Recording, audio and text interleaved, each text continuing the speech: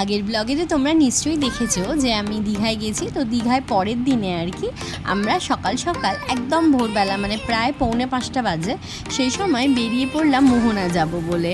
আসলে মোহনাটা প্রত্যেকবারই আসি, সেইভাবে যাওয়া হয়ে ওঠে না। একটু সকালের দিকে বেরিয়ে মোহনাতে এই যে দেখছো সকালবেলায় মানে একদম ভোরবেলা এলে এখানে কিন্তু ভীষণ ভালো ভালো মানে সব রকমের মাছ তোমরা দেখতে পাবে। আর এই যে দেখছো ট্যাঙ্কারগুলো, এইগুলোতে করে কিন্তু মাছ চলে যায় আমাদের রাজ্যের বিভিন্ন জায়গায়। আর এই যে একদম সকালবেলা টাটকা টাটকা মাছ।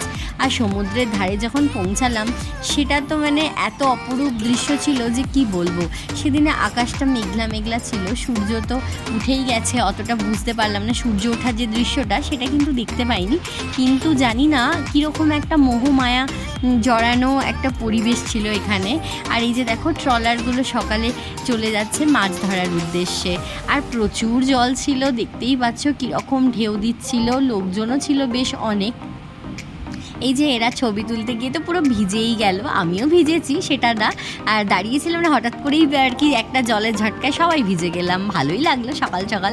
তো তারপরে আমরা এবারে আবার মানে বাড়ি ফেরার পালা। বাড়ি বলতে হোটেলে ফিরবো আজকেই, তবে বাড়ি যাব। বাড়ি মানে হোটেলে পৌঁছানোর পর রেডি হয়ে আর কি বেরোবো। তারপরে আমরা এলাম জগন্নাথ দেবের মন্দিরে, যেটা মাসির বাড়ি হয়েছে ওখানে। আগের বাড়ি এসে সন্ধে হয়েছিল তাই ঢুকতে পারিনি, আজকে সকাল সকাল এসে যখন ঢুকলাম এইখানটা হচ্ছে জগন্নাথ ঘাট। এই যে এবার চলে এলাম জগন্নাথ মন্দিরে। মোটামুটি ভিজেই ছিলাম, তো ভিজে অবস্থাতেই চলে গেছি। আসলে মন্দির খোলে 6টার সময়, তো কালকে মানে আগের দিন তো সন্ধেবেলা হয়নি দেখা, আজ সকালে। আর এই যে দেখো ও তো এই যে পুচকিটা, ও নিজেও জানে না যে এটা কে, তো হঠাৎ দেখে হাত ধরে ওর ঘুরতে চলে গেল।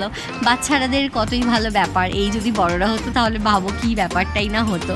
যাই হোক, মন্দিরে জগন্নাথ দেব দর্শন করে ফেরার পথে একটু কফি খেয়ে নিলাম। এসে দেখলাম মা বোন সবাই রেডিও হয়ে গেছে, এবারে তো বাড়ি ফেরার পালা। আমাদের যারা বোনের বন্ধুরা এসেছিলো ওদেরকে আমার হাজব্যান্ড বললো ট্রেনে, ওরা তো ট্রেনে এসছে, তো ওদেরকে স্টেশনে ছাড়তে গেল। আমরা একটু ওয়েট করছিলাম, আসার পরে এবার আমরা বেরোলাম।